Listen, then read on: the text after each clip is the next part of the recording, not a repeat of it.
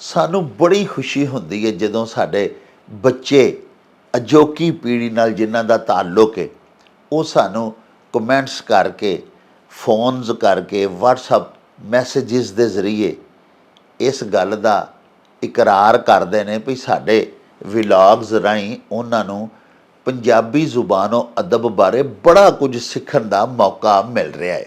ਸਾਡਾ ਇਹ ਹੀ ਸ਼ੌਕ ਹੈ ਕਿ ਸਾਡੀ ਮਾਂ ਬੋਲੀ ਜਿਹੜੀ ਕਿ ਵਿਸਰਦੀ ਜਾ ਰਹੀ ਸੀ ਉਹਨੂੰ ਅਸੀਂ ਆਪਣੇ ਬੱਚਿਆਂ ਦੇ ਆਪਣੇ ਧੀਆਂ ਪੁੱਤਰਾਂ ਦੇ ਅਜ਼ਹਾਨ ਦੇ ਵਿੱਚ ਉਹਨਾਂ ਦੇ ਦਿਮਾਗਾਂ ਦੇ ਵਿੱਚ ਇਹਨੂੰ ਅਜ਼ਸਰ ਨੌ ਜ਼ਿੰਦਾ ਕਰੀਏ। ਹੁਕਾ ਹੁਕਮ ਖੁਦਾ ਦਾ ਤੇ ਟੋਪੀ ਹੁੱਕੇ ਦੀ ਰੰਨ। ਅੱਛਾ। ਤੇ ਜਿੱਥੇ ਹੁਕਾ ਵੇਖੀਏ ਉੱਥੇ ਹੀ ਦਈਏ ਭੰਨ। ਹੁਕਾ ਹੁਕਮ ਖੁਦਾ ਦਾ ਤੇ ਟੋਪੀ ਹੁੱਕੇ ਦੀ ਧੀ।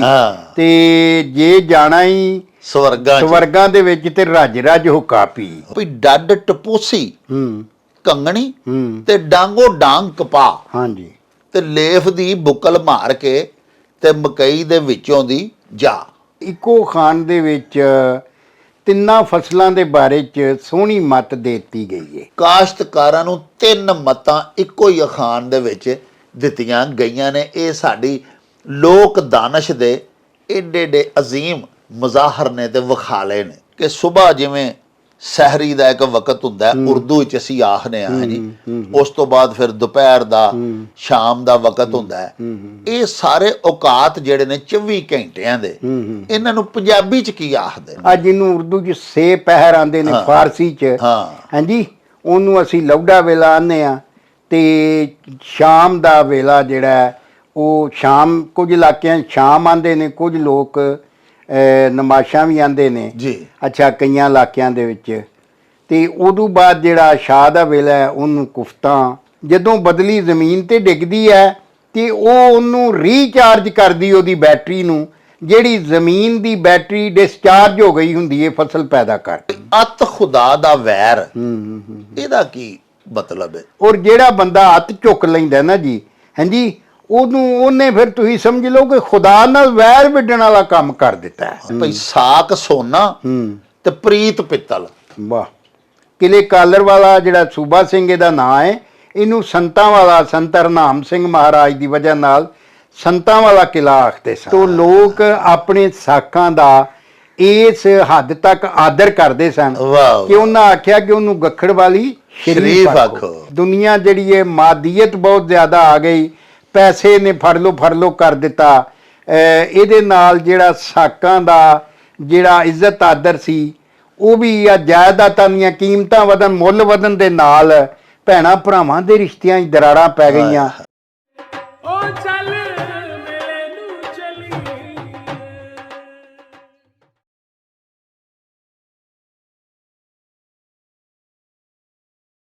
ਬਿਸਮਿल्लाह रहमान रहीम। शुरू खुदा दे नामों जिस दा जोड़ जवाब न कोई, जिस दी रहमत बख्शिश वाला अंत हिसाब न कोई।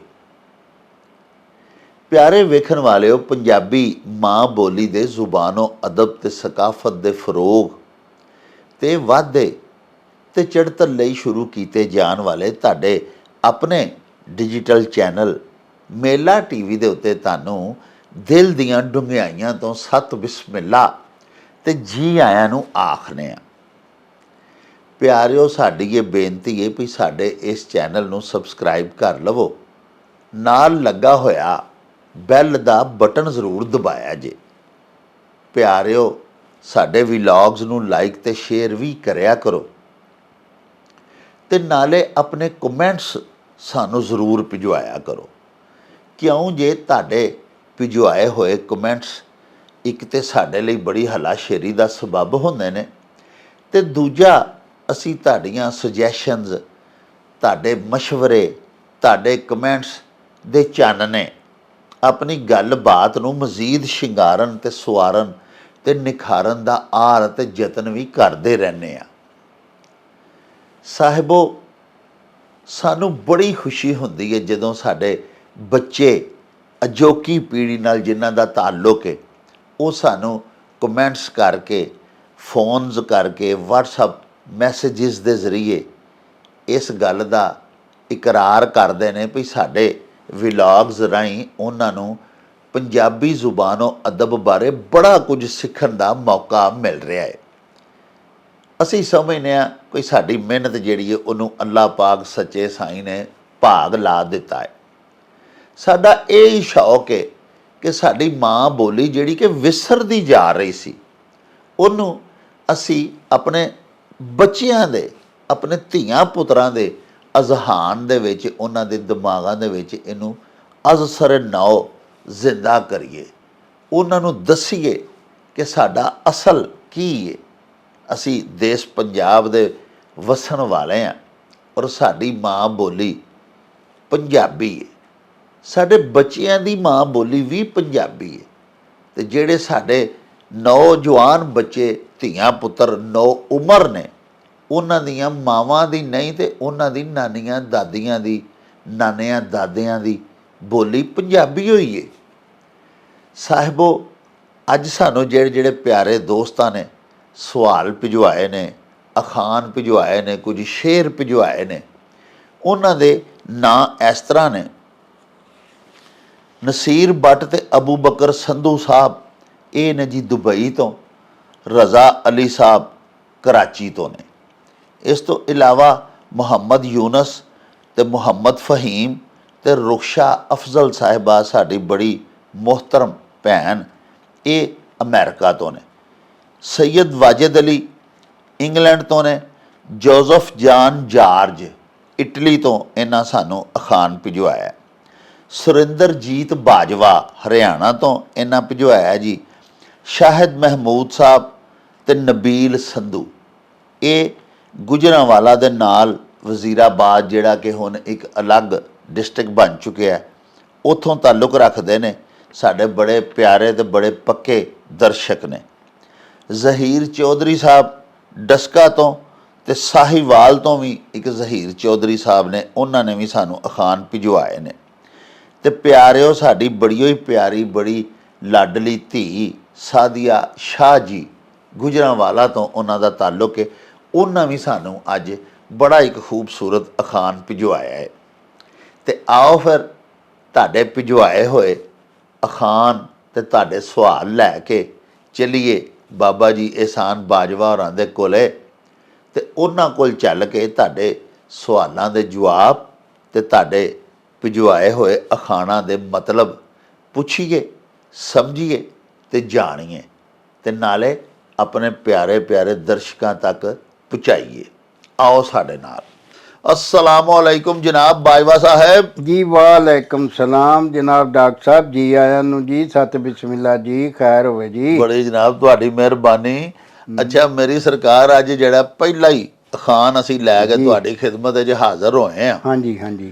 ਉਹ ਸਾਡੇ ਹੈ ਤਾਂ ਬੜੇ ਹੀ ਲਾਡਲੇ ਤੇ ਲਡਿੱਕੇ ਤੇ ਬੜੇ ਹੇਜਲੇ ਸਾਡੇ ਜਨਾਬ ਜੀ, ਪੱਕੇ ਵੇਖਣ ਸੁਣਨ ਵਾਲੇ ਨੇ ਸਰਦਾਰ ਅਮਰਜੀਤ ਸਿੰਘ ਹੋਰੀ। ਵਾਹ ਵਾਹ ਵਾਹ। ਪਰ ਉਹਨਾਂ ਸਾਡੇ ਖਿਲਾਫ ਹੀ ਖਾਨ ਕਾਲ ਛੱਡਿਆ। ਜੀ ਜੀ ਜੀ ਜੀ। ਉਹ ਆਖਦੇ ਨੇ ਜੀ ਹੋਰੇ, ਉਹਨਾਂ ਨੇ ਵੇਖਿਆ ਨਾ ਕਿ ਬਾਜਵਾ ਸਾਹਿਬ ਹੁੱਕਾ ਪੀਂਦੇ ਨੇ ਨਾਲ ਨਾਲ, ਹੈ ਜੀ, ਤੇ ਨਾਲ ਨਾਲ ਤਰਜਮੇ ਕਰਦੇ ਨੇ। ਜੀ ਜੀ ਜੀ। ਤੇ ਉਹਨਾਂ ਜਨਾਬ ਖਾਨ ਭੇਜਿਆ, ਉਹ ਆਖਦੇ ਨੇ ਵੀ ਹੁੱਕਾ ਹੁਕਮ ਖੁਦਾ ਦਾ ਤੇ ਟੋਪੀ ਹੁੱਕੇ ਦੀ ਰੰਨ। ਅੱਛਾ। ਤੇ ਜਿੱਥੇ ਹੁੱਕਾ ਵੇਖੀਏ ਉੱਥੇ ਹੀ ਦਈਏ ਭੰਨ। ਵਾਹ ਜੀ ਵਾਹ। ਇਹ ਤਾਂ ਸਾਡੇ ਖਿਲਾਫ ਹੀ ਜਨਾਬ ਉਹਨਾਂ ਭੇਜ ਦਿੱਤਾ। ਹਾਂਜੀ, ਇਹ ਜਿਹੜਾ ਜੀ ਅਖਾਨ ਅਮਰਜੀਤ ਸਿੰਘ ਰਾਂ ਦੱਸਿਆ ਜੀ, ਅਸਲ 'ਚ ਗੱਲ ਇਹ ਹੈ ਕਿ ਹੁਣ ਇਹ ਛੱਡ ਗਏ ਨੇ, ਤੇ ਉਸ ਵਜ੍ਹਾ ਨਾਲ ਫਿਰ ਛੱਡਣ ਤੋਂ ਬਾਅਦ ਜਦੋਂ ਪਿਓ ਦਾਦੇ ਇਹਨਾਂ ਦੇ ਜਿਹੜੇ ਨੇ ਨਾ ਸਿੱਖਾਂ ਦੇ ਵਿੱਚ ਜਿਹੜੇ ਸਰਵਰੀਏ ਸਿੱਖ ਸਨ ਨਾ ਜੀ, ਜੀ ਜੀ, ਉਹ ਸਾਰੇ ਇੱਥੇ ਝਾੜੀਆਂ ਪੀਂਦੇ ਸਨ। ਚੇਲੇ ਵਾਲੀ ਸਾਡੇ ਕੋਲ ਪਿੰਡ ਹੈ ਜੀ ਜੀ, ਢਿੱਲੀ ਦੇ ਨਾਲ। ਜੀ ਜੀ। ਉਹ ਚੇਲੇ, ਉਹ ਸਖੀ ਸਰਵਰ ਦੇ ਚੇਲੇ ਸਨ। ਹਾਂ। ਸਖੀ ਸਰਵਰ ਪੀਰ ਦੇ 11ਵੀਂ ਦਾ ਖਤਮ ਵੀ ਦਵਾਉਂਦੇ ਸਨ ਜੀ। ਤੇ ਸਾਰੇ ਝਾੜੀਆਂ ਵੀ ਪੀਂਦੇ ਸਨ। ਹਾਂ। ਪਰ ਜਿਹੜੇ ਜੱਟ ਨੇ ਸਾਰੇ ਹਰਿਆਣੇ ਵਾਲੇ ਹਿੰਦੂ ਜੱਟ, ਉਹ ਵੀ ਸਾਰੇ ਹੁੱਕਾ ਪੀਂਦੇ ਨੇ। ਜੀ ਜੀ। ਤੋ ਇਹਦੇ ਨਾਲ ਹੁਣ ਚੁੱਕਿ ਉਹਨਾਂ ਨੂੰ ਮਜ਼ਹਬ ਆਪਣੇ 'ਚ ਮਨਾਈ ਹੋ ਗਈ, ਮਨਾਈ ਹੈ। ਇਸ ਵਾਸਤੇ ਉਹਨਾਂ ਨੇ ਮਤਲਬ ਇਹ ਕਿਹਾ ਵੀ ਜਿੱਥੇ ਲੱਭੇ ਇਹਨੂੰ ਭੰਨ ਦਿਓ। ਹਾਂਜੀ, ਲੇਕਿਨ ਅਸਾਂ ਤੇ ਇਹ ਵੀ ਸੁਣਿਆ ਵੀ ਹੁੱਕਾ ਹੁਕਮ ਖੁਦਾ ਦਾ ਤੇ ਟੋਪੀ ਹੁੱਕੇ ਦੀ ਧੀ, ਤੇ ਜੇ ਜਾਣਾ ਹੀ ਸਵਰਗਾਂ ਦੇ ਵਿੱਚ ਤੇ ਰੱਜ ਰੱਜ ਹੁੱਕਾ ਪੀ। ਵਾਹ ਵਾਹ। ਇਹ ਤੇ ਗੱਲ ਇਹ ਵੇ ਕਿ ਹਾਸੇ ਵਾਲੀਆਂ ਗੱਲਾਂ ਨੇ, ਮਜ਼ਾਕ ਵਾਲੀਆਂ ਗੱਲਾਂ ਨੇ, ਤੇ ਕਿਸੇ ਦਾ ਦਿਲ ਨਹੀਂ ਦੁਖਾਣਾ ਚਾਹੀਦਾ। ਇਹਦਾ ਮਤਲਬ ਇਹ ਅਖਾਣ ਕੋਈ ਨਹੀਂ, ਹਾਂਜੀ, ਇਹ ਹਾਂਜੀ। ਸਰਦਾਰ ਹੋਰਾਂ ਉਂਝ ਹੀ ਸਾਨੂੰ ਛੇੜਿਆ ਤੇ ਚਲੋ ਅਸਾਂ ਵੀ ਉਹਨਾਂ ਕੁ ਛੇੜ ਲਿਆ ਤੇ ਵਾਰੀ ਲਾ ਲਈਏ। ਵਾਹ, ਹਾਂਜੀ, ਇਹ ਹਾਂਜੀ। ਸਰਦਾਰ ਅਮਰਜੀਤ ਜੀ ਜਿਹੜੇ ਨੇ, ਹਾਂਜੀ। ਇਹਨਾਂ ਦੇ ਨਾਂ ਦਾ ਤੁਸੀਂ ਇੱਕ ਦਿਨ ਮਤਲਬ ਵੀ ਬੜਾ ਸੋਹਣਾ ਦੱਸਿਆ ਹਾਂ ਕਿ ਨਹੀਂ ਜੀ, ਨਹੀਂ ਬੜਾ, ਵੇਖੋ ਜੀ ਅਮਰ ਦਾ ਮਤਲਬ ਹੁਕਮ, ਹੁਕਮ। ਯਾਨੀ ਮਾਲਕ ਦਾ ਹੁਕਮ, ਵਾਹ, ਔਰ ਉਹਨੂੰ ਉਹਦੀ ਜੀਤ, ਯਾਨੀ ਮਾਲਕ ਦੇ ਹੁਕਮ ਦੀ ਜੀਤ ਨੂੰ ਜਿੱਤ। ਕਬੂਲ ਕਰਨ ਵਾਲੇ, ਵਾਹ ਵਾਹ, ਮਾਲਕ ਦੇ ਹੁਕਮ ਦੀ ਜਿੱਤ ਨੂੰ ਕਬੂਲ ਕਰਨ ਵਾਲੇ। ਵਾਹ ਵਾਹ, ਹਾਂਜੀ, ਵਾਹ। ਹਾਂਜੀ। ਲਓ ਜੀ ਸਰਦਾਰ ਜੀ, ਤੁਸੀਂ ਸਾਡੇ ਬੜੇ ਪਿਆਰੇ ਤੇ ਬੜੇ ਮੋਹਤਰਮ ਵਿਊਅਰ ਹੋ। ਤੁਸੀਂ ਮਾਸ਼ਾਅੱਲਾ ਸਾਡੇ ਬੜੇ ਪੁਰਾਣੇ ਔਰ ਸ਼ੁਰੂ ਤੋਂ ਜਦੋਂ ਦਾ ਸਾਡਾ ਚੈਨਲ ਤੁਸੀਂ ਵੇਖਦੇ ਹੋ ਪਏ, ਤੁਸੀਂ ਪੱਕੇ ਤੇ ਪੀਡੇ ਸਾਡੇ ਨਾਲ ਜੁੜੇ ਹੋਏ ਹੋ। ਇਹ ਮੇਰੀ ਸਰਕਾਰ ਅਖਾਣ ਤੇ ਕੋਈ ਨਹੀਂ ਸੀ, ਇਹ ਤੁਸੀਂ ਇੱਕ ਸ਼ੁਗਲ ਹੀ ਸਾਡੇ ਨਾਲ ਲਾਇਆ ਸੀ ਤੇ ਸਾਡੇ ਬਾਬਾ ਜੀ ਨੇ ਵੀ ਅੱਗੋਂ ਇੱਕ ਜਵਾਬ ਵਿੱਚ ਸ਼ੁਗਲ ਲਾ ਛੱਡਿਆ। ਬਾਕੀ ਸੋਹਣੀ ਗੱਲ ਤੁਸੀਂ ਕੀਤੀ ਏ ਭਈ ਹੁੱਕਾ ਜਿਹਨੂੰ ਹੁਣ ਆਦਤ ਪੈ ਜਾਏ ਜਾਂ ਜਿਹਨੂੰ ਤਲਬ ਹੋਵੇ ਉਹ ਤੇ ਫਿਰ ਪੀਂਦੇ ਨੇ, ਲੇਕਿਨ ਚਲੋ ਜਿਵੇਂ ਤੁਹਾਡੇ ਮਜ਼ਹਬ ਦੇ ਵਿੱਚ ਵੀ ਇਹ ਨਹੀਂ ਪੀਣਾ ਚਾਹੀਦਾ। ਹੁੱਕਾ ਕੋਈ ਏਡੀ ਚੰਗੀ ਸ਼ੈ ਵੀ ਨਹੀਂ। ਬਾਜਵਾ ਸਾਹਿਬ, ਅਗਲਾ ਜਿਹੜਾ ਅਖਾਣ ਹੈ ਜੀ, ਉਹ ਵੀ ਬੜਾ ਹੀ ਮੱਤ ਭਰਿਆ ਹੈ। ਹੂੰ। ਉਹ ਜਨਾਬ ਮੁਹੰਮਦ ਸ਼ਫੀਕ ਸਾਹਿਬ ਹੂੰ। ਸਾਡੇ ਵੀਰ ਜਿਹੜੇ ਨੇ, ਉਹਨਾਂ ਨੇ ਡੈਨਮਾਰਕ ਤੋਂ ਭਿਜਵਾਇਆ ਹੈ। ਜੀ ਜੀ ਜੀ। ਉਹ ਆਖਦੇ ਨੇ ਭਈ ਬਾਜਵਾ ਸਾਹਿਬ ਤੋਂ ਪੁੱਛੋ ਭਈ ਡੱਡ ਟਪੋਸੀ, ਹੂੰ ਕੰਗਣੀ ਹੂੰ। ਤੇ ਡਾਂਗੋ ਡਾਂਗ ਕਪਾ ਹਾਂਜੀ। ਤੇ ਲੇਫ ਦੀ ਬੁੱਕਲ ਮਾਰ ਕੇ ਤੇ ਮਕਈ ਦੇ ਵਿੱਚੋਂ ਦੀ ਜਾ।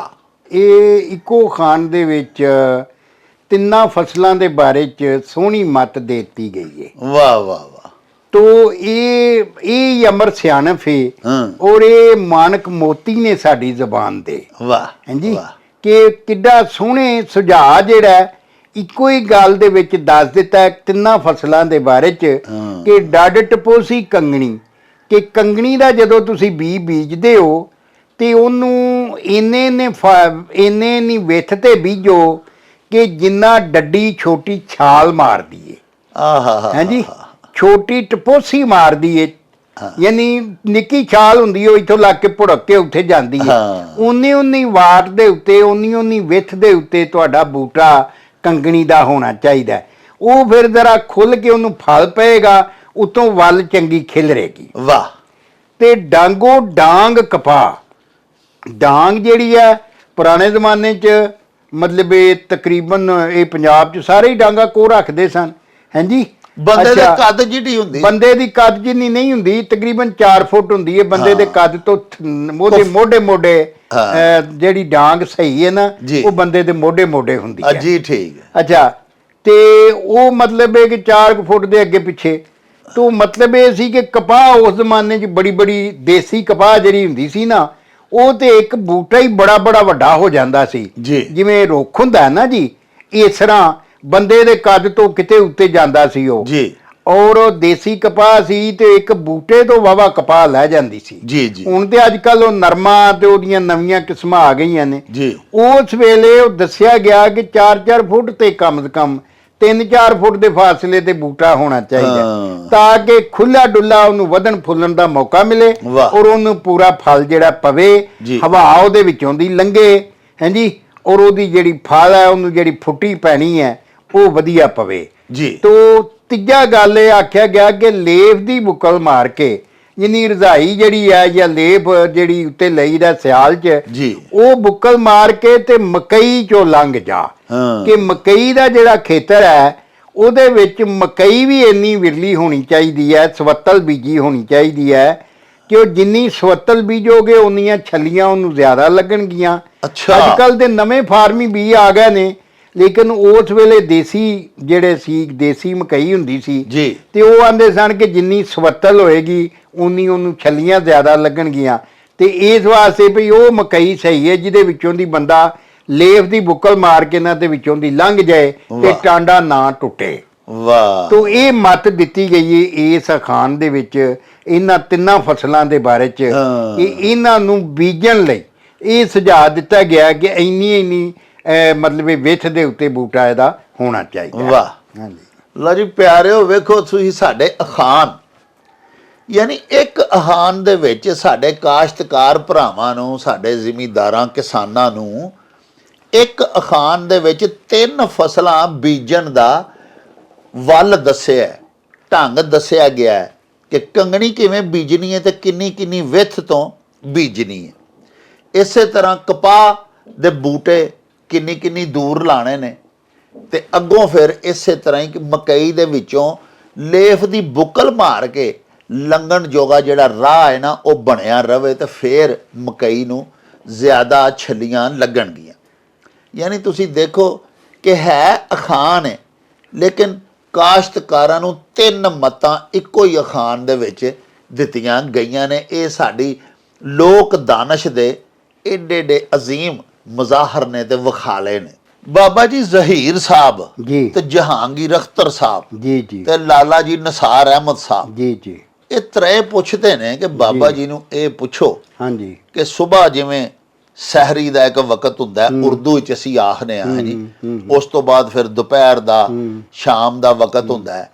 ਇਹ ਸਾਰੇ ਔਕਾਤ ਜਿਹੜੇ ਨੇ 24 ਘੰਟਿਆਂ ਦੇ, ਇਹਨਾਂ ਨੂੰ ਪੰਜਾਬੀ ਚ ਕੀ ਆਖਦੇ? ਗੱਲ ਇਹ ਹੈ ਕਿ 24 ਘੰਟੇ ਹੁੰਦੇ ਨੇ 8 ਪਹਿਰਾਂ ਦੇ ਵਿੱਚ। ਜੀ 8 ਪਹਿਰੇ ਦੇ ਵਿੱਚ 24 ਘੰਟੇ ਹੁੰਦੇ ਨੇ, 8 ਪਹਿਰ ਹੁੰਦੇ ਨੇ ਜੀ, 3 ਘੰਟਿਆਂ ਦਾ ਪਹਿਰ ਹੁੰਦਾ ਹੈ ਜੀ, 8 3 24। ਬਿਲਕੁਲ ਠੀਕ ਹੈ। ਤੋ 3 ਘੰਟਿਆਂ ਦਾ ਪਹਿਰ ਹੋ ਗਿਆ। ਇੱਕ ਤੇ ਇਹਨੂੰ ਪੰਜਾਬੀ 'ਚ ਪਹਿਲਾ ਪਹਿਰ ਜੀ ਹਾਂਜੀ, ਤੇ 2 ਪਹਿਰ ਜੀ, ਜਿਹਨੂੰ ਦੁਪਹਿਰ ਆਂਦੇ ਨੇ ਠੀਕ ਹਾਂਜੀ, ਤੇ ਅੱਗੇ ਫਿਰ ਲੌਡਾ ਵੇਲਾ ਯਾਨੀ 3 ਪਹਿਰ ਹੋ ਗਿਆ। ਤੇ ਸਪਹਿਰ ਜਿਹਨੂੰ ਆਂਦੇ, ਅੱਜ ਜਿਹਨੂੰ ਉਰਦੂ 'ਚ 6 ਪਹਿਰ ਆਂਦੇ ਨੇ, ਫਾਰਸੀ 'ਚ ਹਾਂ ਹਾਂਜੀ, ਉਹਨੂੰ ਅਸੀਂ ਲੌਡਾ ਵੇਲਾ ਆਂਦੇ ਆ। ਤੇ ਸ਼ਾਮ ਦਾ ਵੇਲਾ ਜਿਹੜਾ ਉਹ ਸ਼ਾਮ, ਕੁਝ ਇਲਾਕਿਆਂ 'ਚ ਸ਼ਾਮ ਆਂਦੇ ਨੇ, ਕੁਝ ਲੋਕ ਨਮਾਸ਼ਾਂ ਵੀ ਆਂਦੇ ਨੇ ਜੀ, ਅੱਛਾ ਕਈਆਂ ਇਲਾਕਿਆਂ ਦੇ ਵਿੱਚ। ਤੇ ਉਦੋਂ ਬਾਅਦ ਜਿਹੜਾ ਸ਼ਾਹ ਦਾ ਵੇਲਾ ਹੈ ਉਹਨੂੰ ਕੁਫਤਾ ਹਾਂਜੀ। ਉਹਦੇ ਤੋਂ ਬਾਅਦ ਫਿਰ ਇਸ ਤਰ੍ਹਾਂ ਹੀ ਅੱਧੀ ਰਾਤ ਹਾਂਜੀ, ਤੇ ਆਖਣਾ ਪਹਿਰ ਰਾਤ ਰਹਿੰਦੀ ਨਾਲ ਮੈਂ ਫਲਾਣੇ ਗਿਆ, ਜਿਹਨੂੰ ਸਰਗੀ ਵੀ ਆਂਦੇ ਨੇ ਜੀ ਜੀ, ਹਾਂਜੀ। ਤੇ ਫਿਰ ਜਿਹੜਾ ਤੜਕਾ, ਜਿਹਨੂੰ ਸੂਰਜ ਦੇ ਚੜ੍ਹਨ ਦਾ ਜਿਹੜਾ ਟਾਈਮ ਹੈ ਉਹਨੂੰ ਤੜਕਾ ਵੀ ਆਖਦੇ ਨੇ ਠੀਕ ਹਾਂਜੀ। ਤੋ ਇਹ ਤੇ ਛਾਹ ਵੇਲਾ ਕਿਹਨੂੰ ਆਂਦੇ ਨੇ? ਚਾਹ ਦਾ ਮਤਲਬ ਲੱਸੀ ਹੁੰਦਾ ਹੈ। ਹਾਂ, ਇਹ ਜਦੋਂ ਸਵੇਰੇ ਸਵੇਰੇ ਜਾਂਦੇ ਸਨ ਨਾ ਬਾਈਵਾਨ ਹਲ ਲੈ ਕੇ, ਤੇ ਉਹ ਅੱਧੀ ਰਾਤ ਨੂੰ ਟੁਰ ਜਾਂਦੇ ਸਨ ਹਲ ਲੈ ਕੇ। ਜੀ ਜੀ, ਜੇਠ ਵਿਸਾਖ ਦੇ ਵਿੱਚ ਕਣਕ ਵੱਢਣ ਤੋਂ ਬਾਅਦ ਪੈਲੀਆਂ ਵਾਹਣੀਆਂ, ਤੇ ਪੈਲੀ ਜਿਹੜੀ ਇਹ ਜਿੰਨੀ ਵੱਗੀ ਹੁੰਦੀ ਸੀ ਉਹਨੂੰ ਜੇਠ ਦੀ ਧੁੱਪ ਪੈਂਦੀ ਸੀ, ਉਹਦੇ ਨਾਲ ਉਹਦਾ ਬੈਕਟੀਰੀਆ ਜਿਹੜਾ ਹੈ ਉਹ ਰੀਐਕਟੀਵੇਟ ਹੁੰਦਾ ਸੀ। ਹਾਂ, ਜਿੰਨੀ ਜੇਠ 'ਚ ਧੁੱਪ ਪਵੇ ਜੀ ਹਾਂਜੀ, ਜਿਵੇਂ ਵਾਰਿਸ ਸ਼ਾਹ ਨੇ ਲਿਖਿਆ ਸੀ, ਜੇਠ ਮੀਂਹ ਤੇ ਸਿਆਲ ਨੂੰ ਵਾਹ ਮੰਦੀ, ਕੱਤਕ ਮਾਹ ਵਿੱਚ ਮਨਾ ਹਨੇਰੀਆਂ ਨੀ, ਜੀ ਜੀ, ਰੋਣਾ ਵਿਆਹ ਵਿੱਚ ਗਾਵਣਾ ਵਿੱਚ ਸਿਆਪੇ, 70 ਮਜਲਸਾਂ ਕਰਨ ਮਧੇਰੀਆਂ ਨੀ। ਜੇਠ ਕਿਣਿਆ ਤੇ 100 ਦਿਨ ਗਿਣਿਆ, ਕਿ ਜੇਠ 'ਚ ਮੀਂਹ ਪੈ ਜਾਏ ਤੇ 100 ਦਿਨ ਮੀਂਹ ਨਹੀਂ ਪੈਂਦਾ। ਹਾਂ, ਤੋ ਜੇਠ ਦੇ ਵਿੱਚ ਧੁੱਪ ਲੱਗਣੀ ਚਾਹੀਦੀ ਹੈ, ਲੋ ਵਗਣੀ ਚਾਹੀਦੀ ਹੈ। ਉਹਦੇ ਨਾਲ ਤੁਹਾਡੀ ਉਹ ਜਿਹੜੀ ਜ਼ਮੀਨ ਹੈ ਨਾ, ਉਹਦਾ ਜਿਹੜਾ ਬੈਕਟੀਰੀਆ ਕਮਜ਼ੋਰ ਹੋ ਗਿਆ ਨਾ ਫਸਲ ਉਗਾਉਣ ਦੀ ਵਜ੍ਹਾ ਨਾਲ। ਜਿਸ ਤਰ੍ਹਾਂ ਅਸਮਾਨਾਂ ਹੀ ਬਦਲੀਆਂ ਆਉਂਦੀਆਂ ਨੇ, ਲਿਸ਼ਕਾਂ ਪੈਂਦੀਆਂ ਨੇ, ਬੱਦਲ ਕੜਕਦਾ ਹੈ, ਜੀ ਅਸੀਂ ਲੋਕ ਸਮਝਦੇ ਹਾਂ ਕਿ ਇਹ ਨਾ ਸਾਨੂੰ ਲੋਕਾਂ ਨੂੰ ਤਰਾਣ ਡੱਠਾ ਰੱਬ। ਅਸਲ 'ਚ ਇਹ ਗੱਲ ਨਹੀਂ ਹੁੰਦੀ। ਜਿਹੜੀ ਲਿਸ਼ਕ ਪੈਂਦੀ ਹੈ, ਜਿਹੜੀ ਬਿਜਲੀ ਹੈ, ਜਦੋਂ ਬਦਲੀ ਜ਼ਮੀਨ ਤੇ ਡਿੱਗਦੀ ਹੈ ਤੇ ਉਹ ਉਹਨੂੰ ਰੀਚਾਰਜ ਕਰਦੀ ਉਹਦੀ ਬੈਟਰੀ ਨੂੰ, ਜਿਹੜੀ ਜ਼ਮੀਨ ਦੀ ਬੈਟਰੀ ਡਿਸਚਾਰਜ ਹੋ ਗਈ ਹੁੰਦੀ ਹੈ ਫਸਲ ਪੈਦਾ ਕਰਕੇ, ਅੱਲਾਹੁ ਅਕਬਰ, ਉਹਨੂੰ ਰੀਚਾਰਜ ਕਰਦੀ ਹੈ ਵਾਹ, ਔਰ ਉਹਨੂੰ ਦੁਬਾਰਾ ਮਤਲਬ ਇਹ ਬੈਟਰੀ ਭਰ ਦਿੰਦੀ ਹੈ। ਤੋ ਇਹ ਸਾਰੇ ਜਿਹੜੇ ਵੇਲੇ ਨੇ ਉਹਦੇ ਮੁਤਾਬਕ ਛਾਹ ਵੇਲਾ ਤੇ ਹੋ ਗਿਆ ਲੱਸੀ ਦਾ ਸਵੇਰ ਸਵੇਰੇ। ਅੱਛਾ, ਸਵੇਰੇ ਚਾਹ ਵੇਲਾ, ਚਾਹ ਦਾ ਮਤਲਬ ਲੱਸੀ ਏ। ਉਹਨਾਂ ਨੇ ਹਲ ਲੈ ਕੇ ਟੁਰ ਜਾਣਾ, ਬੀਬੀਆਂ ਨੇ ਮਗਰ ਸਵੇਰੇ ਸਵੇਰੇ ਜਾ ਕੇ ਜਦੋਂ ਦੁੱਧ ਰਿੜਕਣਾ, ਦੁੱਧ ਰਿੜਕ ਕੇ ਮੱਖਣ ਕੱਢਣਾ ਤੇ ਉਹਨਾਂ ਲੱਸੀ ਲੈਣੀ। ਕਈਆਂ ਨੇ ਜਿਸ ਤਰ੍ਹਾਂ ਕਿਸੇ ਦੀ ਮਰਜ਼ੀ, ਕਿਸੇ ਨੇ ਵਿੱਚ ਮਿੱਠਾ ਪਾ ਲੈਣਾ, ਜੇ ਕਈਆਂ ਨੇ ਲੂਣ ਪਾ ਲੈਣਾ ਤੇ ਵਿੱਚ ਥੋੜਾ ਮੱਖਣ ਵੀ ਰੱਖ ਲੈਣਾ। ਉਹਨਾਂ ਨਾਲ ਲੈ ਜਾਣਾ ਜਾ ਕੇ ਤੇ ਉਹਨਾਂ ਨੂੰ ਲੱਸੀ ਪਿਆਉਣੀ। ਉਹਨੂੰ ਚਾਹ ਵੇਲਾ ਆਂਦੇ ਸਨ ਜੀ, ਭੱਤਾ ਆਂਦੇ ਨੇ ਰੋਟੀ ਨੂੰ ਜੀ, ਬਾਅਦ 'ਚ 11 ਕੁ ਵਜੇ ਦੇ ਲਾਗੇ ਹਾਂਜੀ 12 ਕੁ ਵਜੇ ਦੇ ਲਾਗੇ ਉਹ ਭੱਤਾ ਵੇਲਾ ਹੋ ਜਾਣਾ। ਕਈਆਂ ਨੇ ਹਲ ਲਿਆ ਕੇ ਉਹ ਭੱਤਾ ਵੇਲਾ ਕਰਨਾ। ਜ਼ਿਆਦਾਤਰ ਲੋਕੀ ਘਰ ਹੀ ਆ ਜਾਂਦੇ ਸਨ। ਉਹ ਆਂਦੇ ਸਨ ਹੁਣ ਚੱਲੀਏ, ਭੱਤਾ ਵੇਲਾ ਹੋ ਗਿਆ। ਜਾ ਕੇ ਡੰਗਰਾਂ ਨੂੰ ਵੀ ਜ਼ਾਹਰ ਜਿਹੜੇ ਅੱਧੀ ਰਾਤ ਦੇ ਡੰਗਰ ਜੁੱਤੇ ਨੇ, ਹਾਲੀ ਉਹਨਾਂ ਨੂੰ ਪੱਠੇ ਵੀ ਪਾਣੇ ਨੇ ਢੱਗਿਆਂ ਨੂੰ, ਉਹਨਾਂ ਫਿਰ ਆ ਜਾਣਾ ਤੇ ਭੱਤਾ ਵੇਲਾ ਹੋ ਜਾਣਾ। ਭੱਤਾ ਮਤਲਬ ਰੋਟੀ ਨੂੰ ਆਂਦੇ ਨੇ ਹਾਂਜੀ। ਠੀਕ, ਤੇ ਕਈਆਂ ਇਲਾਕੇ 'ਚ ਭੱਤ ਵੀ ਆਂਦੇ ਨੇ ਜੀ। ਹਾਂਜੀ, ਜਿਸ ਤਰ੍ਹਾਂ ਰੋਟੀ ਨੂੰ ਕਈ ਮੰਨ ਵੀ ਆਂਦੇ ਨੇ, ਕਿਤੇ ਮੰਨੀ ਵੀ ਆਂਦੇ ਨੇ, ਖੰਨੀ ਆਂਦੇ ਨੇ ਅੱਧੀ ਰੋਟੀ ਨੂੰ, ਤੇ ਚੱਪਾ ਆਂਦੇ ਨੇ ਚੌਥੇ ਹਿੱਸੇ ਨੂੰ। ਹਾਂ, ਤੋ ਇਹ ਸਾਰੀਆਂ ਚੀਜ਼ਾਂ, ਭੱਤਾ ਵੇਲਾ ਦੁਪਹਿਰ ਦਾ ਵੇਲਾ ਜਿਹੜਾ ਹੈ, ਲੌਡੇ ਵੇਲੇ। ਤੇ ਲੌਡਾ ਵੇਲਾ ਜਿਹੜਾ ਉਹ ਪਿਛਲਾ ਪਹਿਰ ਹੈ। ਉਸ ਵੇਲੇ ਜ਼ਿਆਦਾਤਰ ਪੰਜਾਬ ਦੇ ਅੰਦਰ ਲੋਕੀ ਦਾਣੇ ਭੁਨਾ ਕੇ ਚੱਪਦੇ ਹੁੰਦੇ ਸਨ। ਹਾਂ, ਭੱਠੀਆਂ ਲੱਗੀਆਂ ਹੁੰਦੀਆਂ ਸਨ, ਪਿੰਡਾਂ ਦੇ ਵਿੱਚ ਬਣੀਆਂ ਹੁੰਦੀਆਂ ਸਨ। ਉਹ ਮਾਛਣਾਂ ਨੇ ਤਾ ਲੈਣੀਆਂ ਤੇ ਉਹਨਾਂ ਲੈ ਕੇ ਇਹ ਛੋਲੇ ਜਿਹੜੇ ਸਨ ਜਾਂ ਮਕਈ, ਹਾਂਜੀ, ਇਹ ਜ਼ਿਆਦਾ ਚੌਲ ਬਣਾ ਲੈਣੇ। ਚੌਲ ਤੇ ਬਾਅਦ ਚ ਹੋਣ ਲੱਗੇ ਨੇ, ਉਹ ਵੀ ਬਣਾ ਲੈਣੇ। ਜੀ। ਲੇਕਿਨ ਜ਼ਿਆਦਾਤਰ ਕਿਉਂਕਿ ਚੌਲ ਬਾਦੀ ਹੁੰਦੇ ਨੇ, ਤੇ ਛੋਲੇ ਜਿਹੜੇ ਨੇ, ਜਿਹਨੂੰ ਚਨੇ ਹੁਣ ਹੋ ਗਿਆ, ਉਹ ਤੇ ਜਨਾਬ ਜ਼ਿਆਦਾ ਲੋਕੀ ਪਸੰਦ ਕਰਦੇ ਸਨ, ਤੇ ਮਕਈ। ਜੀ। ਤੋ ਇਹਨਾਂ ਦੇ ਦਾਣੇ ਲੌਡੇ ਵੇਲੇ ਦੁਪਹਿਰ ਹੁੰਦਾ ਸੀ, ਡੀਗਰ ਵੇਲਾ ਨਹੀਂ ਸੀ ਹੁੰਦਾ। ਆ ਡੀਗਰ ਤੇ ਨਮਾਜ਼ ਦੀ ਨਿਸਬਤ ਨਾਲੇ ਨਾ। ਹਾਂਜੀ। ਹਾਂਜੀ, ਉਹ ਡੀਗਰ ਦੀ ਤੇ ਉਹ ਯਾਨੀ ਲੌਡਾ ਵੇਲਾ ਤਕਰੀਬਨ ਉਹ ਡੀਗਰ ਤੇ ਉਹ ਇੱਕੋ ਹੀ ਚੀਜ਼ ਹੈ। ਠੀਕ ਹੈ। ਹਾਂਜੀ ਹਾਂਜੀ, ਸ਼ਾਮ ਤੋਂ ਪਹਿਲਾਂ ਜਿਹੜਾ ਘੰਟਾ ਡੇਢ। ਤੇ ਨਮਾਸ਼ਾਂ ਤੇ ਨਮਾਸ਼ਾਂ ਜਿਹੜਾ ਉਹ ਮਤਲਬ ਸ਼ਾਮ ਦਾ ਵੇਲਾ ਹੋ ਗਿਆ, ਮਗਰਬ ਹੋ ਗਈ, ਤੇ ਕੁਫਤਾ ਸ਼ਾ ਵੇਲੇ ਨੂੰ ਆਖਦੇ ਨੇ। ਤੇ ਖਾਓ ਪੀਓ ਵੀ ਇੱਕ ਆਖਦੇ ਹੁੰਦੇ ਨੇ, ਖਾਓ ਪੀਓ ਵੇਲੇ ਮੈਂ ਗਿਆ ਉੱਥੇ। ਉਹ ਖਾਣ ਪੀਣ ਦਾ ਵੇਲਾ ਮਤਲਬ ਸ਼ਾਮ ਤੋਂ ਮਗਰੋਂ ਹੀ ਹੁੰਦਾ ਨਾ, ਘਰਾਂ 'ਚ ਜਦੋਂ ਬੈਠੇ ਹੁੰਦੇ ਨੇ ਸਾਰੇ, ਤੇ ਜ਼ਾਹਰ ਉਹ ਰੋਟੀ ਛੋਟੀ ਖਾਂਦੇ ਹੁੰਦੇ ਨੇ। ਤੇ ਉਸ ਵੇਲੇ ਅਗਰ ਕਿਸੇ ਜਾਓਗੇ ਤੇ ਫਿਰ ਜ਼ਾਹਰ ਅਗਲੇ ਸੁਲਾ ਮਾਰਨਗੇ ਕਿ ਆਓ ਰੋਟੀ ਛੋਟੀ ਖਾ ਲਓ। ਵਾਹ। ਹਾਂਜੀ ਹਾਂਜੀ। ਲੋ ਜੀ ਸਾਹਿਬੋ, ਸਾਡੀ ਮਾਂ ਬੋਲੀ ਜਿਹੜੀ ਹੈ, ਤੁਸੀਂ ਦੇਖੋ ਉਹਦੀ ਇਮਾਰਤ, ਕਿ ਸਿਰਫ ਉਰਦੂ ਜਾਂ ਇੰਗਲਿਸ਼ ਦੇ ਵਿੱਚ ਹੀ ਨਹੀਂ ਹੁੰਦਾ ਕਿ ਮਾਰਨਿੰਗ ਤੇ ਫਿਰ ਨੂਨ ਤੇ ਫਿਰ ਆਫਟਰਨੂਨ ਤੇ ਫਿਰ ਈਵਨਿੰਗ। ਇਹ ਸਿਰਫ ਔਕਾਤ ਜਿਹੜੇ ਨੇ ਇਹ ਇੰਗਲਿਸ਼ ਦੇ ਵਿੱਚ ਜਾਂ ਉਰਦੂ ਦੇ ਵਿੱਚ ਹੀ ਨਹੀਂ ਕਿ ਦੁਪਹਿਰ ਤੇ ਸ਼ਾਮ ਤੇ ਸਪਹਿਰ। ਇਹ ਸਾਡੀ ਪੰਜਾਬੀ ਦੇ ਵਿੱਚ ਵੇਲਿਆਂ ਦੀ ਵੰਡ ਬਾਕੀ ਜ਼ੁਬਾਨਾਂ ਨਾਲੋਂ ਕਿਧਰੇ ਜ਼ਿਆਦਾ ਤੇ ਕਿਧਰੇ ਬਹੁਤੇ। ਸਾਡੇ ਜਿਵੇਂ ਬਾਜਵਾ ਸਾਹਿਬ ਦੱਸਿਆ ਵੀ 8 ਪਹਿਰ ਹੁੰਦੇ ਨੇ, ਮੈਂ ਤਾਂ ਸਮਝਦਾ ਹਰ ਪਹਿਰ ਦਾ ਇੱਕ ਨਾਂ ਹੈ ਸਾਡੀ ਮਾਂ ਬੋਲੀ ਦੇ ਵਿੱਚ। ਬਾਬਾ ਜੀ ਅਟਕ ਤੋਂ ਮਲਕ ਮੁਹੰਮਦ ਸਾਦਕ ਅਵਾਨ ਹੋਰੀ ਪੁੱਛਦੇ ਨੇ ਭਈ ਅਤ ਖੁਦਾ ਦਾ ਵੈਰ, ਇਹਦਾ ਕੀ ਮਤਲਬ ਹੈ? ਹਾਂਜੀ, ਅਤ ਦਾ ਮਤਲਬ ਹੁੰਦਾ ਹੈ ਅਖੀਰ, ਜ਼ੁਲਮ ਦੀ ਅਖੀਰ। ਅੱਛਾ ਜੀ। ਹਾਂਜੀ, ਯਾਨੀ ਕਿਸੇ ਨਾਲ ਜ਼ੁਲਮ ਕਰਨ ਵਾਲੀ ਅਖੀਰ ਕਰ ਦੇਣੀ, ਅੱਤ ਚੁੱਕ ਲੈਣੀ, ਅੱਤ ਚੁੱਕ ਲੈਣੀ, ਅੱਤ ਮਚਾ ਦੇਣੀ। ਹਾਂਜੀ, ਇੰਨਾ ਕੋ ਕਿਸੇ ਨਾਲ ਜ਼ੁਲਮ ਕਰਨਾ ਕਿ ਉਹਨੂੰ ਮਤਲਬ ਉਹਦਾ ਸਾਹ ਹੀ ਇੰਨਾ ਔਖਾ ਕਰ ਦੇਣਾ ਵੀ ਉਹ ਸਾਹ ਲੈਣ ਜੋਗਾ ਵੀ ਨਾ ਰਹੇ। ਔਰ ਇਹ ਜਿਹੜਾ ਖੁਦਾ ਤਾਲਾ ਨੂੰ ਬੜਾ ਬੁਰਾ ਲੱਗਦਾ ਹੈ। ਇਸ ਵਾਸਤੇ ਭਈ ਸਿਆਣੇ ਆਂਦੇ ਨੇ ਕਿ ਮਾੜੇ ਦੀ ਹਾਂ ਕੋ ਡਰਨਾ ਚਾਹੀਦਾ। ਜਦੋਂ ਸਮਾਨਾਂ ਨੂੰ ਜਾਂਦੀ ਹੈ ਨਾ, ਹਾਂਜੀ, ਤੇ ਸਮਾਨਾਂ ਨੂੰ ਚੀਰਦੀ ਲੱਗੀ ਜਾਂਦੀ ਹੈ। ਆ ਰਵਾਇਤ ਕੀਤੀ ਜਾਂਦੀ ਹੈ ਕਿ ਨਬੀ ਪਾਕ ਸੱਲੱਲਾਹੁ ਅਲੈਹਿ ਵਸੱਲਮ ਮੁਰਾਂ ਜਬਰਾਈਲ ਅਮੀਨ ਕੋਲੋਂ ਵਹੀ ਲੈ ਕੇ ਉਹਨਾਂ ਕੋਲ ਆਉਂਦੇ ਸਨ। ਉਹਨਾਂ ਪੁੱਛਿਆ ਭਈ ਬਈ ਤੇਰੀ ਚਾਲ, ਤੇਰੀ ਸਪੀਡ ਅਸਮਾਨ 7ਵੇਂ ਅਸਮਾਨ ਤੇ ਤੂੰ ਸਿਰਾਤ ਤੇ ਅੱਪੜਨ ਲੱਗਿਆ, ਤੈਨੂੰ ਕਿੰਨਾ ਚਿਰ ਲੱਗਦਾ ਹੈ? ਜੀ। ਉਹਨਾਂ ਆਖਿਆ ਮੈਨੂੰ ਪਲਕ ਝਪਕਣ 'ਚ ਮੈਂ ਉੱਥੇ ਅੱਪੜ ਜਾਣਾ। ਵਾਹ ਵਾਹ। ਉਹਨਾਂ ਆਖਿਆ ਭਈ ਆਪਣੇ ਤੋਂ ਕਦੀ ਤੇਜ਼ ਸ਼ਾਹ ਵੀ ਕੋਈ ਕੋਲੋਂ ਦੀ ਲੰਘਦੀ ਵੇਖੀ ਆ?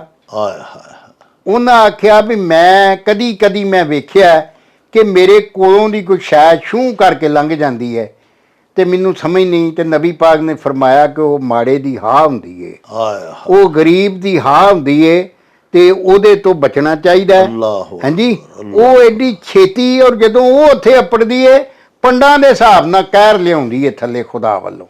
ਹਾਂਜੀ, ਇਸ ਵਾਸਤੇ ਆਂਦੇ ਨੇ ਕਿ ਮਾੜੇ ਦੀ ਹਾਂ ਕੋਲੋਂ ਬਚਣਾ ਚਾਹੀਦਾ ਹੈ। ਔਰ ਜਿਹੜਾ ਬੰਦਾ ਹੱਥ ਚੁੱਕ ਲੈਂਦਾ ਨਾ ਜੀ, ਹਾਂਜੀ, ਉਹਨੇ ਫਿਰ ਤੁਸੀਂ ਸਮਝ ਲਓ ਕਿ ਖੁਦਾ ਨਾਲ ਵੈਰ ਵਿੱਢਣ ਵਾਲਾ ਕੰਮ ਕਰ ਦਿੱਤਾ ਹੈ।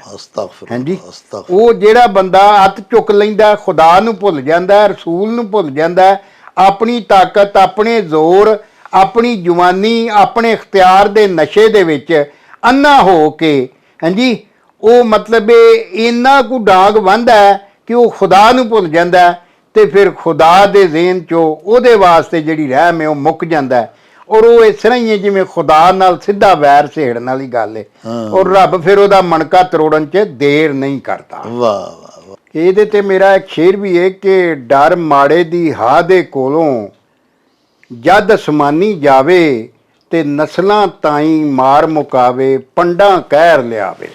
लो जी साहिबो जी को बाजवा साहब फरमाया अल्लाह पाक दी सारी मखलूक अल्लाह पाक दा कुंबा है। अल खलको अयालुल्ला।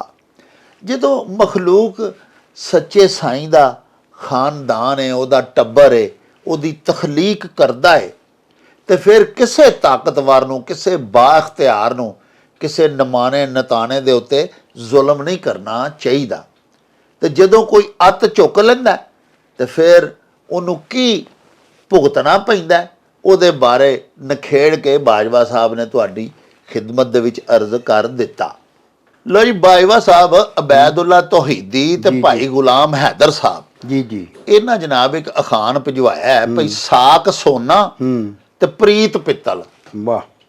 ਇਹਦਾ ਜਨਾਬ ਕੋਈ ਵੰਡ ਦੱਸੋ। ਹਾਂਜੀ, ਇਹ ਨਾ ਜੀ ਪੁਰਾਣੇ ਜ਼ਮਾਨਿਆਂ 'ਚ ਜ਼ਾਰੇ ਖਾਨ ਉਦੋਂ ਦੀ ਉਸਾਰੀ ਹੋਈ ਹੈ। ਹਾਂਜੀ। ਜਿਹੜਾ ਸਾਕ ਸੀ ਨਾ, ਰਿਸ਼ਤੇਦਾਰੀ, ਸਾਕਾਚਾਰੀ, ਇਹਨੂੰ ਬੜਾ ਆਦਰ ਦਿੱਤਾ ਜਾਂਦਾ ਸੀ। ਜੀ ਜੀ। ਇਹਦਾ ਬੜਾ ਹੀ ਸਤਿਕਾਰ ਕੀਤਾ ਜਾਂਦਾ ਸੀ ਜੀ। ਸਾਕ ਨੇ ਆਉਣਾ, ਉਹਨੂੰ ਮੰਜੀ ਦੇ ਉਤਲੇ ਪਾਸੇ ਬਿਠਾਣਾ, ਉਹਦੇ ਵਾਸਤੇ ਬੜਾ ਚੇਚ ਕਰਨਾ, ਉਹਦੇ ਵਾਸਤੇ ਚੰਗਾ ਚੋਖਾ ਪਕਾਣਾ। ਲੋਕੀ ਕਦੀ ਕਦੀ ਆਉਂਦੇ ਸਨ ਇੱਕ ਦੂਜੇ ਕੋਲ, ਪੈਦਲ ਆਉਣਾ ਜਾਂ ਘੋੜੀਆਂ ਤੇ ਆਉਣਾ। ਤੇ ਦੂਜਾ ਇਹ ਸੀ ਕਿ ਸਾਕਾਂ ਦੇ ਦਿਲਾਂ 'ਚ ਇੱਕ ਦੂਜੇ ਲਈ ਸੰਦੇਹ ਤੇ ਪਿਆਰ ਮੁਹੱਬਤ ਬਹੁਤ ਜ਼ਿਆਦਾ ਹੁੰਦੀ ਸੀ। ਬਹੁਤ ਜ਼ਿਆਦਾ। ਹਾਂਜੀ, ਬਹੁਤ ਜ਼ਿਆਦਾ। ਔਰ ਲੋਕੀ ਆਂਦੇ ਸਨ ਕਿ ਜਿਹੜਾ ਸਾਗ ਹੈ ਨਾ, ਸਾਗ ਜਿੱਥੇ ਵੀ ਤੁਹਾਡਾ ਹੈ, ਉਹਦਾ ਜਿਹੜਾ ਆਦਰ ਹੈ, ਉਹਦਾ ਸਤਿਕਾਰ ਹੈ, ਉਹਦਾ ਕੋਈ ਹੋਰ ਤੋੜ ਨਹੀਂ। ਲੇਕਿਨ ਜਿਹੜੀ ਪ੍ਰੀਤ ਹੈ, ਦੋਸਤੀ ਹੈ, ਤਲਕ ਹੈ, ਪਿਆਰ ਹੈ, ਮੁਹੱਬਤ ਹੈ, ਇਹ ਕਿਸੇ ਵੇਲੇ ਵੀ ਗਲਤਫਹਿਮੀਆਂ ਦੀ ਬੁਨਿਆਦ ਤੇ ਜਾਂ ਕਿਸੇ ਹੋਰ ਪਾਰੋਂ ਟੁੱਟ ਸਕਦੀ ਹੈ। ਲੇਕਿਨ ਜਿਹੜੇ ਸਾਗ 'ਚ ਤੁਸੀਂ ਗੰਢੇ ਹੋ, ਕੋਈ ਮਾਮੇ ਦਾ, ਕੋਈ ਫੁੱਫੀ ਦਾ, ਕੋਈ ਚਾਚੇ ਦਾ, ਕੋਈ ਬਾਬੇ ਦਾ, ਉਹ ਤੁਹਾਡੀ ਖੂਨੀ ਰਿਸ਼ਤੇਦਾਰੀਆਂ, ਉਹ ਖੂਨੀ ਰਿਸ਼ਤੇਦਾਰੀ ਜਿਹੜੀ ਹੈ, ਜਿਹੜੀ ਲਹੂ ਦੀ ਰੱਤ ਦਾ ਸਾਕ ਹੈ, ਉਹ ਨਹੀਂ ਮਤਲਬ ਇਹ ਮੁੱਕ ਸਕਦਾ। ਤੇ ਉਹ ਜਿਹੜਾ ਉਹ ਸੋਨੇ ਦੀ ਤਰ੍ਹਾਂ, ਉਹਨੇ ਸੋਨੇ ਦੀ ਤਰ੍ਹਾਂ ਹਮੇਸ਼ਾ ਹੀ ਵੱਡ ਮੁੱਲਾ ਰਹਿਣਾ ਹੈ। ਉਹਦੀ ਮੈਂ ਇੱਕ ਛੋਟੀ ਜਿਹੀ ਮਿਸਾਲ ਦਿਆਂਗਾ ਕਿ ਤਕਰੀਬਨ ਕੋਈ ਕੋਈ 2-3 ਪੁਸ਼ਤਾਂ ਪਹਿਲਾਂ, ਮਤਲਬ ਮੇਰੇ ਅੱਬਾ ਜੀ ਦੀ ਫੁੱਫੀ ਇੱਕ ਵਿਆਹੀ ਸੀ, ਦੁਲਮ ਕਾਲਵਾ ਜੀ, ਤੇ ਉਹਨਾਂ ਦੇ ਜਿਨ੍ਹਾਂ ਨਾਲ ਵਿਆਹੀ ਸੀ ਨਾ, ਉਹਨਾਂ ਦਾ ਛੋਟਾ ਭਾਈ ਜ਼ੈਲਦਾਰ ਸੀ ਜੀ, ਚੌਧਰੀ ਗੁਲਾਮ ਮੁਸਤਫਾ ਦਾ ਨਾਂ ਸੀ ਜੀ। ਤੇ ਉਹਨਾਂ ਨੇ ਨਾ, ਜ਼ੈਲਦਾਰ ਆਪਣੀ ਜੂਹ ਦੇ ਵਿੱਚ ਜਿਹੜੇ ਪਿੰਡ ਹੁੰਦੇ ਸਨ ਨਾ, ਉਹਨਾਂ ਦੇ ਕੋਲ ਉਹਦੇ ਟੈਕਸ ਲਾਉਂਦੇ ਸਨ ਜੀ। ਤੇ ਮੇਲਾ ਜ਼ਫਰਵਾਲ ਲੱਗਦਾ ਸੀ ਬੜਾ ਵੱਡਾ, ਤੇ ਸਾਡੇ ਪਿੰਡ ਦੇ ਕੋਈ ਕਸਾਈ ਹੁੰਦੇ ਸਨ, ਉਸ ਜ਼ਮਾਨੇ 'ਚ ਉਹਨਾਂ ਦੀ ਮਠਿਆਈ ਦੀ ਬੜੀ ਵੱਡੀ ਦੁਕਾਨ ਸੀ ਜੀ। ਤੇ ਉਹ ਉੱਥੇ ਮਤਲਬ ਇਹ ਮੇਲਿਆਂ ਤੇ ਜਾਂਦੇ ਹੁੰਦੇ ਸਨ, ਉਹਨਾਂ ਉੱਥੇ ਵੀ ਗਏ ਤੇ ਉਹ ਮਤਲਬ ਇਹ ਦੁਕਾਨ ਲਾਈ। ਤੇ ਜਦੋਂ ਟੈਕਸ ਲਾਣ ਆਏ ਤੇ ਉਹ ਨਾਲ ਆਪਣਾ ਉਹਨਾਂ ਦਾ ਕੋਈ ਮੁੰਡਾ ਬੰਦਾ ਹੁੰਦਾ ਸੀ, ਉਹਨੂੰ ਪੁੱਛਿਆ ਬਈ ਤੁਸੀਂ ਬਈ ਕਿੱਥੋਂ ਦੇ ਹੋ, ਨਾਂ ਲਿਖਾਓ, ਪਿੰਡ ਲਿਖਾਓ। ਉਹ ਜਦੋਂ ਪਿੰਡ ਲਿਖਾਇਆ ਨਾ ਉਹਨਾਂ ਗੱਖੜ ਵਾਲੀ ਜੀ, ਤੇ ਜ਼ੈਲਦਾਰ ਸਾਹਿਬ ਪੁੱਛਦੇ ਨੇ ਵੀ ਜਿਹੜੀ ਉਹ ਕਿਲੇ ਸੰਤਾਂ ਵਾਲੇ ਦੇ ਕੋਲ ਹੈ ਗੱਖੜ ਵਾਲੀ, ਕਿਲੇ ਕਾਲਰ ਵਾਲਾ ਜਿਹੜਾ ਸੂਬਾ ਸਿੰਘ ਇਹਦਾ ਨਾਂ ਹੈ, ਇਹਨੂੰ ਸੰਤਾਂ ਵਾਲਾ, ਸੰਤ ਹਰਨਾਮ ਸਿੰਘ ਮਹਾਰਾਜ ਦੀ ਵਜ੍ਹਾ ਨਾਲ ਸੰਤਾਂ ਵਾਲਾ ਕਿਲਾ ਆਖਦੇ ਸਨ। ਅੱਛਾ। ਤੋਂ ਫਿਰ 47 'ਚੋਂ ਬਜ਼ੁਰਗ ਇੰਡੀਆ ਟੁਰ ਗਏ। ਸਾਡੇ ਨਾ ਜਿਹੜੇ ਸਰਦਾਰ ਨੇ ਨਾ, ਸਿੱਖਾਂ ਦੇ ਵਿੱਚ ਇੱਕ ਨੀਲਧਾਰੀ ਫਿਰਕਾ ਹੈ ਜੀ, ਉਹ ਨੀਲੇ ਰੰਗ ਦਾ ਨਾ ਪਟਕਾ ਸਿਰ ਤੇ ਬੰਨ੍ਹਦੇ ਨੇ, ਪੱਗ ਨਹੀਂ ਬੰਨ੍ਹਦੇ ਜੀ। ਇੱਕ ਨਾ ਇੱਥੇ ਨੀਲੇ ਰੰਗ ਦਾ ਕੱਪੜਾ ਬੰਨ੍ਹਦੇ ਨੇ ਜੀ। ਉਹਨਾਂ ਦੇ ਜਿਹੜੇ ਮੋਢੀ ਸਨ ਨਾ, ਉਹ ਸਾਡਾ ਜਿਹੜੇ ਕਿਲਾ ਹੈ ਨਾ, ਆ ਲਾਗੇ ਕਿਲਾ ਸੂਬਾ ਸਿੰਘ ਦਾ ਸਰਕਾਰੀ ਨਾਂ ਹੈ ਜੀ, ਇਹਨੂੰ ਉਹਨਾਂ ਦੀ ਨਿਸਬਤ ਨਾਲ ਕਿਲਾ ਸੰਤਾਂ ਵਾਲਾ ਆਂਦੇ ਸਨ। ਅੱਛਾ। ਪੁਰਾਣੇ ਜ਼ਮਾਨੇ 'ਚ ਉਹ ਫਿਰ ਇੰਡੀਆ ਟੁਰ ਗਏ ਤੇ ਉੱਥੇ ਉਹ ਬੜਾ ਵੱਡਾ ਲੱਖਾਂ ਦੀ ਤਾਦਾਦ 'ਚ ਉਹਨਾਂ ਦੇ ਮੰਨਣ ਵਾਲੇ ਨੇ, ਨੀਲਧਾਰੀ ਫਿਰਕੇ ਦੇ। ਨੌਸ਼ਹਿਰਾ ਮੱਝਾ ਸਿੰਘ ਲਾਗੇ ਇਹਦੇ 'ਚ, ਇੱਥੋਂ ਥੋੜਾ ਹੀ ਲਾਗੇ ਆ, ਉੱਥੇ ਉਹਨਾਂ ਦਾ ਸਥਾਨ ਹੈ ਤੇ ਉੱਥੇ ਉਹ ਫੌਤ ਹੋਏ ਸਨ। ਠੀਕ। ਤੇ ਜ਼ੈਲਦਾਰ ਸਾਹਿਬ ਪੁੱਛਿਆ ਵੀ ਤੁਸੀਂ, ਜ਼ੈਲਦਾਰ ਪੁੱਛਿਆ ਵੀ ਤੁਸੀਂ ਉਹ ਗੱਖੜ ਵਾਲੀ ਜਿਹੜੀ ਕਿਲੇ ਸੰਤਾਂ ਵਾਲੇ ਕੋਲੇ? ਉਹਨਾਂ ਆਖਿਆ ਆਹੋ। ਉਹਨਾਂ ਫਿਰ ਆਖਿਆ ਵੀ ਤੁਹਾਨੂੰ 2 ਪੈਸੇ ਟੈਕਸ ਹੈ। ਹਾਂਜੀ, ਦੂਜਿਆਂ ਨੂੰ ਕਿਸੇ ਨੂੰ ਆਨਾ, ਕਿਸੇ ਨੂੰ ਦਵਾਨੀ, ਉਸ ਵੇਲੇ ਟੈਕਸ ਲਾਉਂਦੇ ਸਨ, ਉਹਨਾਂ ਨੂੰ 1 ਪੈਸਾ ਟੈਕਸ ਲਾਇਆ। ਵਾਹ। ਤੇ ਆਖਿਆ ਗੱਖੜ ਵਾਲੀ ਸ਼ਰੀਫ ਆਖੋ, ਮੇਰੇ ਰਿਸ਼ਤੇਦਾਰਾਂ ਦਾ ਪਿੰਡ ਹੈ। ਤੋ ਲੋਕ ਆਪਣੇ ਸਾਕਾਂ ਦਾ ਇਸ ਹੱਦ ਤੱਕ ਆਦਰ ਕਰਦੇ ਸਨ ਕਿ ਉਹਨਾਂ ਆਖਿਆ ਕਿ ਉਹਨੂੰ ਗੱਖੜ ਵਾਲੀ ਸ਼ਰੀਫ ਆਖੋ। ਹਾਂਜੀ। ਤੇ ਮੇਰਾ ਭਰਾ ਉੱਥੇ ਵਿਆਹਿਆ ਹੋਇਆ। ਹਾਂਜੀ। ਤੋ ਗੱਲ ਇਹ ਹੈ ਕਿ ਉਸ ਜ਼ਮਾਨੇ ਦੇ ਵਿੱਚ, ਕਿਉਂਕਿ ਵੇਲੇ ਦੇ ਨਾਲ ਕਦਰਾਂ ਕੀਮਤਾਂ ਵੀ ਬਦਲਦੀਆਂ ਨੇ।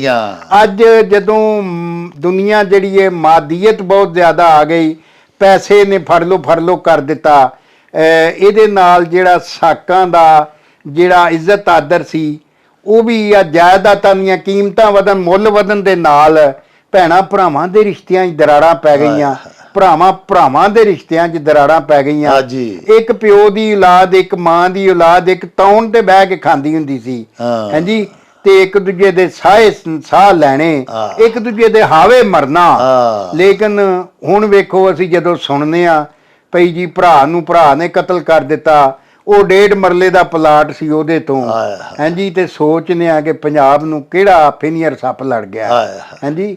ਤੇ ਵੇਖੀਦਾ ਤੇ ਪਰੇਸ਼ਾਨੀ ਹੁੰਦੀ ਹੈ ਕਿ ਵੇਖ ਕੇ ਕਿ ਸਾਡਾ ਤੇ ਪੰਜਾਬ ਐਡੇ ਹੌਸਲੇ ਵਾਲਾ ਲੋਕਾਂ ਦੀ ਧਰਤੀ ਸੀ, ਅੱਜ ਸਾਨੂੰ ਕੀ ਹੋ ਗਿਆ, ਕਿਹੜਾ ਸਾਨੂੰ ਇਹ ਮਲਵੇ ਬਾਸ਼ਕ ਨਾਗ ਲੜ ਗਿਆ। ਹਾਂਜੀ, ਲੋ ਜੀ ਸਾਹਿਬੋ, ਅਖਾਣ ਤੁਸਾਂ ਭਜਵਾਇਆ ਸੀ ਵੀ ਸਾਕ ਸੋਨਾ ਤੇ ਪ੍ਰੀਤ ਪਿੱਤਲ। ਬੜੀਆਂ ਹੀ ਪਿਆਰੀਆਂ ਗੱਲਾਂ ਬਾਜਵਾ ਸਾਹਿਬ ਨੇ ਸੁਣਾਈਆਂ। ਇਹਨਾਂ ਗੱਲਾਂ ਸਦਕਾ ਹੀ ਅਸੀਂ ਬਾਜਵਾ ਸਾਹਿਬ ਦੀ ਖਿਦਮਤ 'ਚ ਹਾਜ਼ਰ ਹੁੰਦੇ ਹਾਂ ਤੇ ਤੁਹਾਨੂੰ ਵੀ ਸੁਣਵਾਉਂਦੇ ਹਾਂ, ਆਪ ਵੀ ਫੈਜ਼ ਪਾਉਂਦੇ ਹਾਂ।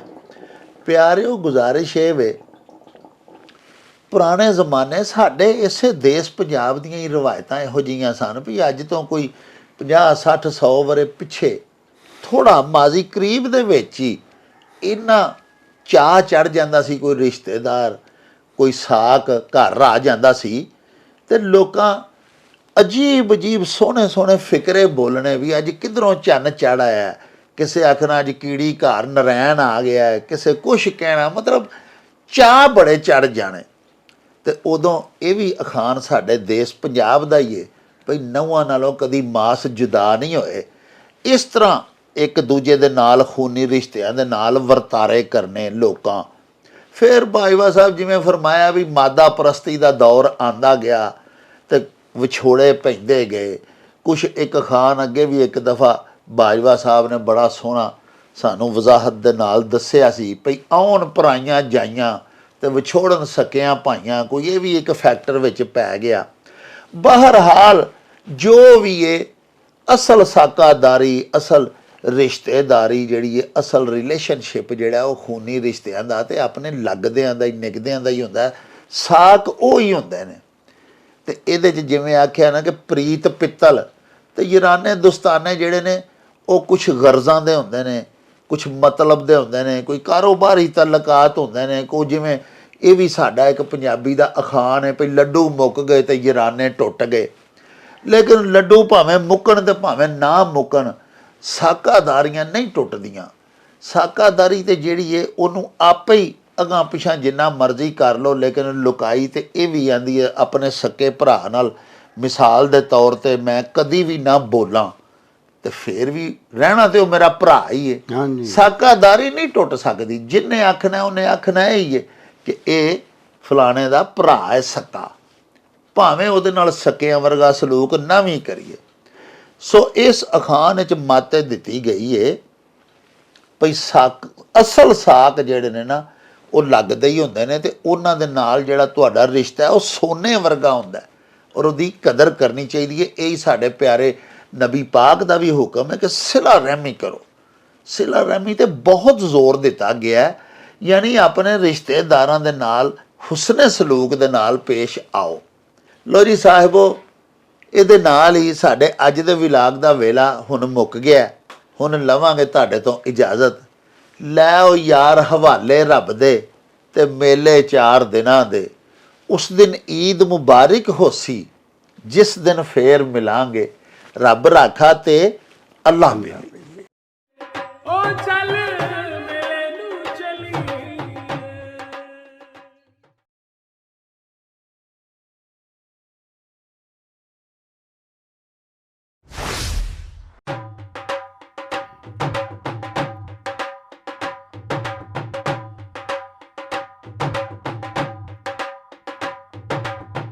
ਰੌਣਕ ਹੋ ਜਾਊ ਛੱਟ ਵੇ, ਚੱਲ ਮੇਲੇ ਨੂੰ ਚਲੀਏ।